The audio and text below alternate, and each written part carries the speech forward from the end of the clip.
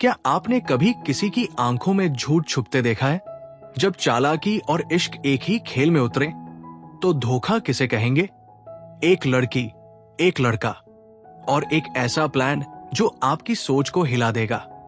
अब जो आप देखने जा रहे हैं वो सिर्फ कहानी नहीं, एक मास्टरमाइंड खेल है। कहानी की शुरुआत होती है एक स्टाइलिश आदमी निक्की होटल में अकेला बैठा खाना खा रहा होता है। माहौल शांत है, लेकिन उसकी आंखों में कुछ चालाकी सी चमक है। तभी एक रहस्यमयी लड़की आती है और उसके सामने की कुर्सी पर बैठ जाती है। वो घबराई हुई आवाज में कहती है, वो सामने बैठा बूढ़ा आदमी मुझे लगातार घूरे जा रहा है। मैं जब से यहां आई हूं उसने मुझे अकेली समझ लिया है और तंग कर रहा है। क्या तुम थोड़ी देर के लिए मेरे बॉयफ्रेंड होने का नाटक करोगे ताकि उसे लगे मैं अकेली नहीं हूं? निक्की मुस्कुराता है और उसकी बात मान लेता है, पर उसे गौर से देखने लगता है। लड़की, जिसका नाम जैस है, उसे टोकती है, तुम ऐसे क्यों देख रहे हो? कहीं तुम कोई सीरियल किलर तो नहीं? निक्की रहस्यमय ढंग से जवाब देता है, मैं क्या हूं ये सामने वाला तय करता है। मैं वही बनता हूं जो लोग मुझ में देखना चाहते हैं। धीरे धीरे दोनों में बातें गहरी होती जाती है। दोस्ती की शुरुआत होती है, कुछ ही घंटों में और करीब आ जाती है। दोनों एक कमरे में चले जाते हैं और तभी आता है असली ट्विस्ट। एक आदमी कमरे का दरवाजा तोड़कर अंदर घुसता है, गुस्से में भरा हुआ। वो जैस को देखकर चिल्लाता है, फिर गन निकालकर निक्की पर तान देता है। जैस घबरा कर कहती है, ये मेरा हस्बैंड है, पागल है, पहले भी कई लोगों को मार चुका है, तुम्हें भी मार देगा। लेकिन निक्की डरता नहीं, उल्टा कहता है, मार दो मुझे कैंसर है, वैसे भी मरना है, कम से कम किसी और के हाथों मरूंगा। तभी जैस का चेहरा बदल जाता है। वो हंसते हुए कहती है, ओह बेवकूफ, इसको कोई कैंसर नहीं है, ये तो हमें पकड़ चुका है। असल में ये पूरा एक स्कैम था। जैस और उसका तथाकथित हस्बैंड दोनों मिलकर निक्की को बेवकूफ बनाना चाहते थे, उसे फंसाना, भरोसा जीतना और फिर लूट लेना। पर जो शिकार बना वो असल में शिकारी निकला। अब असली सवाल यह है, निक्की कौन है और उसका गेम क्या है? ये जानने के लिए देखिए फोकस, एक ऐसी फिल्म जो आपके दिमाग से खेलती है। होटल के कमरे से बाहर निकलते वक्त जैस के साथ निक्की भी चलने लगता है। रास्ते में वो उसे ड्रिंक ऑफर करता है। जैस पहले ही उसके प्रति थोड़ी सॉफ्ट हो चुकी थी, इसलिए मना नहीं करती। दोनों एक बार में पहुंचते हैं और शराब पीते हुए बातें करने लगते हैं। वही जैस निक्की से उसकी चोरी की स्किल्स और ट्रिक्स के बारे में जानना चाहती है। निक्की समझाता है कि इस धंधे में सबसे अहम चीज है फोकस, यानी पूरा ध्यान एक ही चीज पर। इंसान एक ही वक्त में सब कुछ नहीं कर सकता, क्योंकि ऐसा करने पर हर काम अधूरा या खराब ही होता है। फोकस न केवल खुद के काम में होना चाहिए, बल्कि दूसरों का ध्यान भी अपनी तरफ खींचना आना चाहिए। इसी बात को साबित करने के लिए निक्की जैस पर एक छोटा सा प्रैक्टिकल ट्रिक आजमाता है। वो उसकी घड़ी और पर्स चुरा लेता है और जैस को भनक तक नहीं लगती।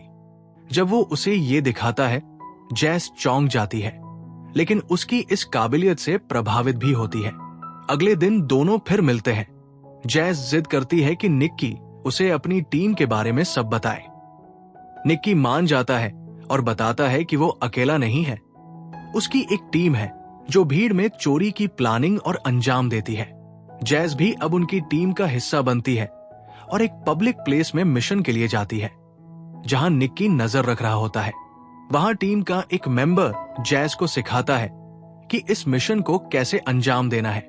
जब जैस अपनी ट्रिक्स दिखाती है तो पूरी टीम उसके हुनर से हैरान रह जाती है। निक्की को पहले लगा था कि वो सिर्फ खूबसूरत है, पर अब उसे एहसास होता है कि जैस दिमाग से भी तेज है। आगे निक्की जैस को एक जगह दिखाता है जहां चोरी का माल बेचा जाता है।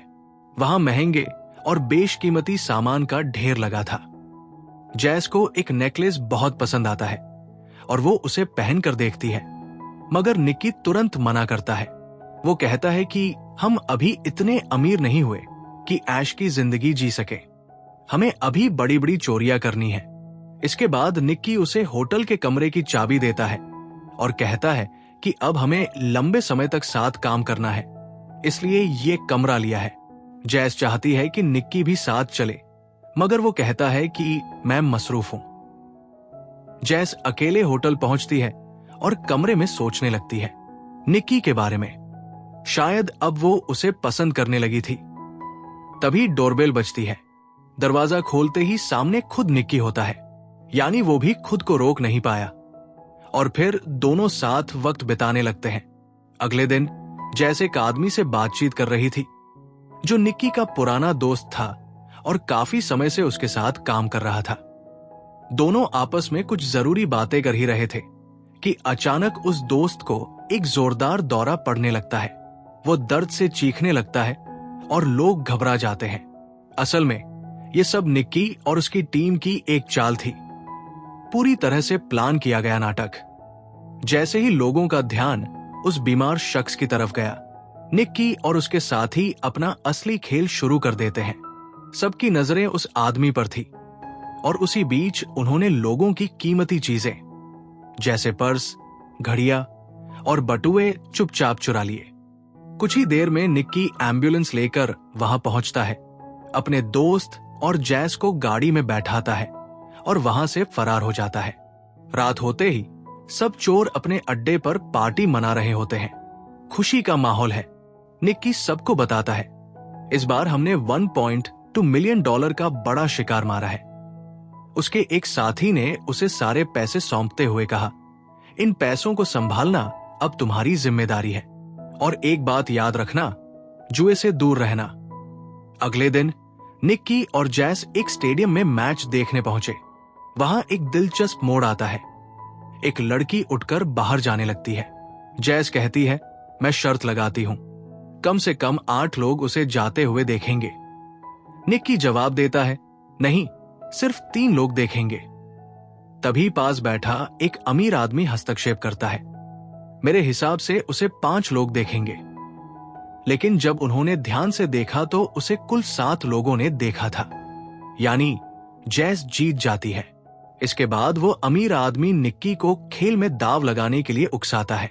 निक्की 2 बार उससे हार जाता है। अब वो तीसरी बार $10,000 की शर्त लगाता है, जो भी अगली बार कैच पकड़ेगा उससे कैच छूट जाएगा। लेकिन हुआ इसका उल्टा, कैच पकड़ा गया। निक्की फिर हार गया। अब तक वो $50,000 से ज्यादा गवा चुका था। जैस परेशान होने लगी और उसे वहां से चलने को कहती है, लेकिन निक्की जिद पर अड़ जाता है। वो अब एक आखिरी बड़ी शर्त लगाना चाहता है, $1.2 मिलियन की। वो अमीर आदमी को चैलेंज करता है, चलो कार्ड्स पर $1.2 मिलियन की शर्त लगाते हैं। दोनों एक कसिनो में जाते हैं और निक्की सारे पैसे टेबल पर रख देता है। जैस बार बार मना करती है, लेकिन निक्की नहीं सुनता। वो पूरी शिद्दत से जुआ खेलता है, लेकिन दुर्भाग्य से वो पूरी रकम हार जाता है। इन पैसों में उसके सभी साथियों का हिस्सा था। अब जब सब कुछ चला गया तो जैस की चिंता और भी बढ़ जाती है। निक्की भी चुपचाप वहां से निकल जाता है। हार की चुप्पी उसके चेहरे पर साफ दिख रही थी। अब वो अमीर आदमी लोगों के सामने आत्मविश्वास से कहता है, भाई, जब बड़े खिलाड़ियों के साथ खेलोगे तो दाव भी बड़े ही लगते हैं। उसकी ये बात सुनकर निक्की को कुछ पुरानी बातें याद आ जाती है और शायद इसलिए निक्की एक बार फिर उस अमीर आदमी के पास लौट जाता है। वो कहता है, अब मैं डबल दाव लगाना चाहता हूं, पूरे $2.2 मिलियन का। सबको चौंकाने वाली बात यह थी कि उसके पास उस वक्त $1 तक नहीं था। फिर भी वो जिद में अड़ा था कि शर्त लगानी ही है। निक्की अमीर आदमी से कहता है, तुम मैदान में खड़े किसी भी खिलाड़ी का एक नंबर सोचो और मैं बस अंदाजे से बता दूंगा कि वो कौन है। अमीर आदमी साफ इनकार कर देता है, कहता है, मुझे तुम पर भरोसा नहीं।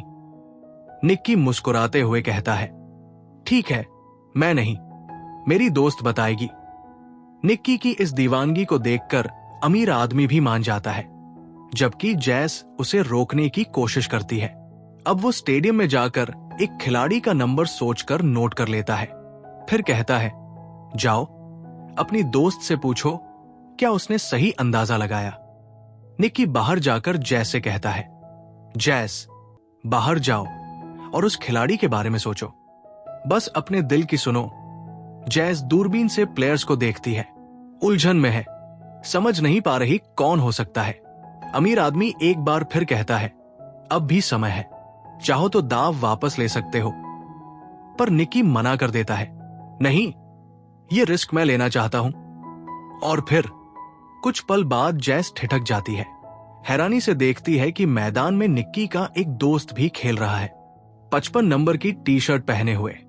अब जैस बिना डरे कह देती है, 55 नंबर वाला ही वो प्लेयर है। अमीर आदमी जोर से हंसता है, पागलों की तरह। वाह, वेल डन, तुमने बिल्कुल सही पहचाना, शर्त जीत गए। जैस भी हैरान रह जाती है और निक्की $2 मिलियन जीतकर जैस के साथ वहां से निकल पड़ता है। गाड़ी में बैठते ही जैस का गुस्सा फूट पड़ता है। वो निक्की को मारने लगती है, तुमने मुझे अपना प्लान क्यों नहीं बताया?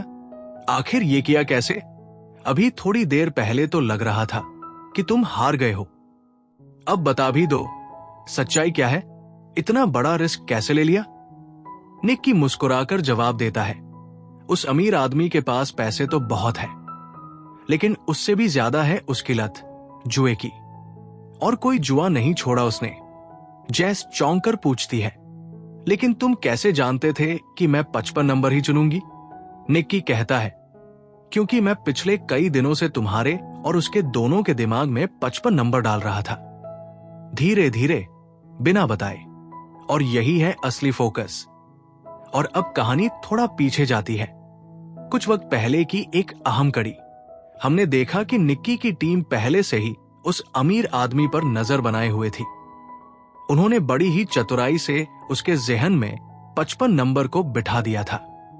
उसने जहां भी नजर दौड़ाई, उसे हर जगह किसी न किसी रूप में यही नंबर दिखाई देता। कभी किसी बोर्ड पर, कभी पोस्टर पर, तो कभी किसी शख्स की शर्ट पर। यह सब निक्की और उसकी टीम की एक सोची समझी रणनीति थी, एक तरह का साइकोलॉजिकल गेम। जब वो आदमी स्टेडियम में मैच देखने आया तो उसकी नजर निक्की की दोस्त पर पड़ी, जिसकी जर्सी पर भी वही नंबर 55 था। उसका दिमाग पहले से ही उसी नंबर में उलझा हुआ था, इसलिए जब शर्त लगाने की बारी आई तो उसने अनजाने में भी वही नंबर चुना।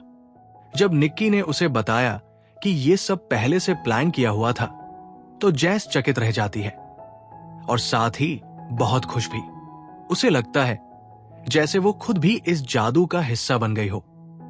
निक्की उसकी तारीफ करता है, कहता है कि तुमने भी कमाल का काम किया, और फिर जैस को उसके हिस्से के पैसे देकर वहां से चला जाता है।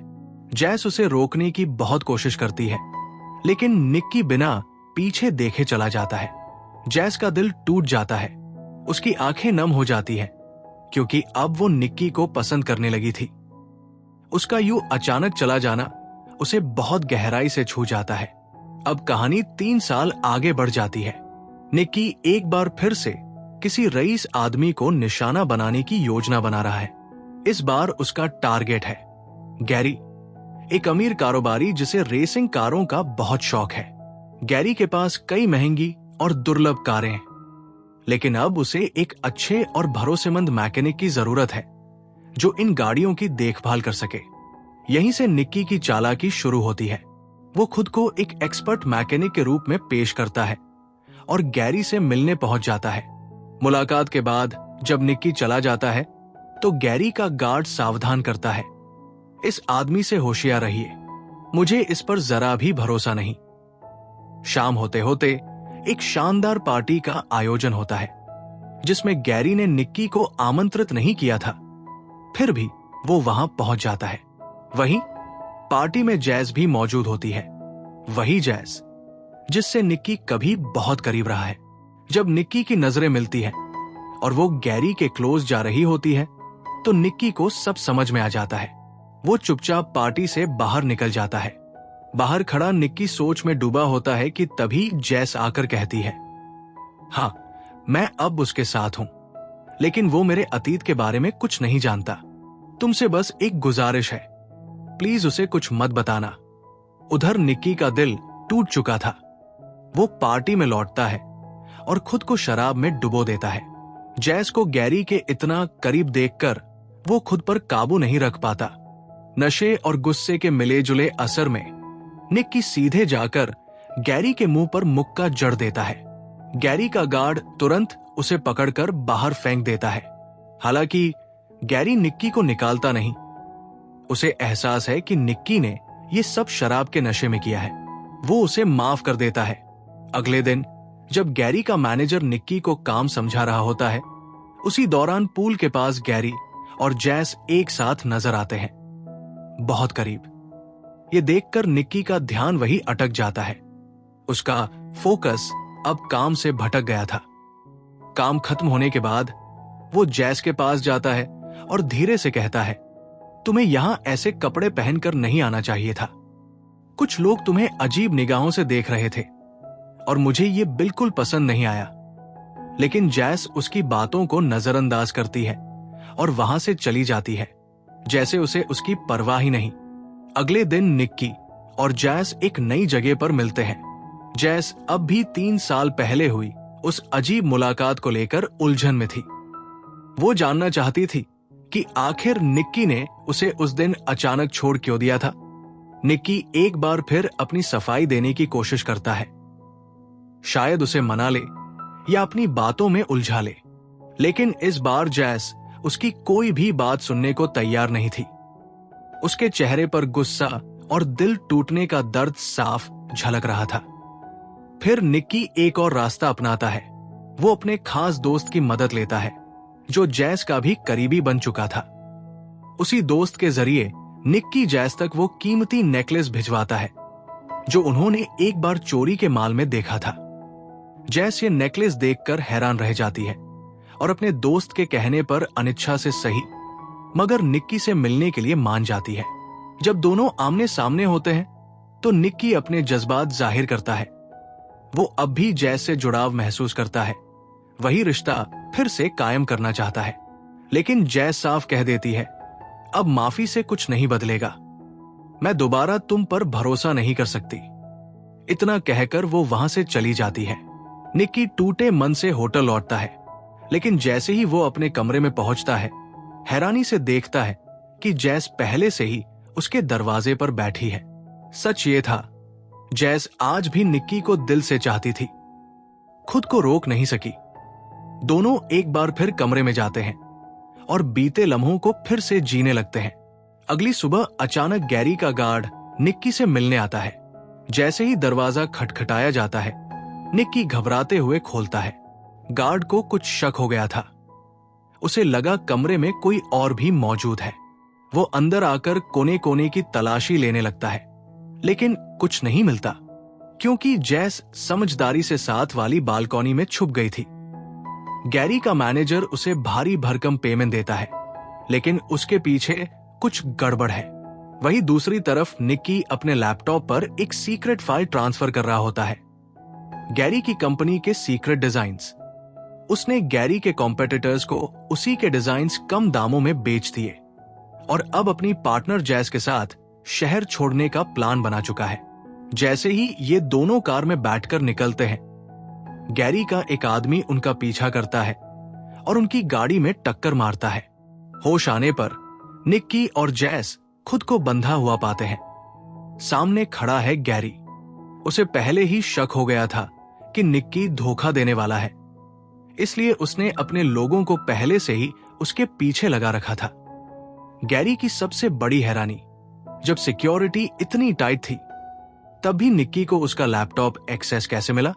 निक्की बताता है कि उसने जैस को जो गिफ्ट दिया था, उसमें एक सीक्रेट चिप लगी थी।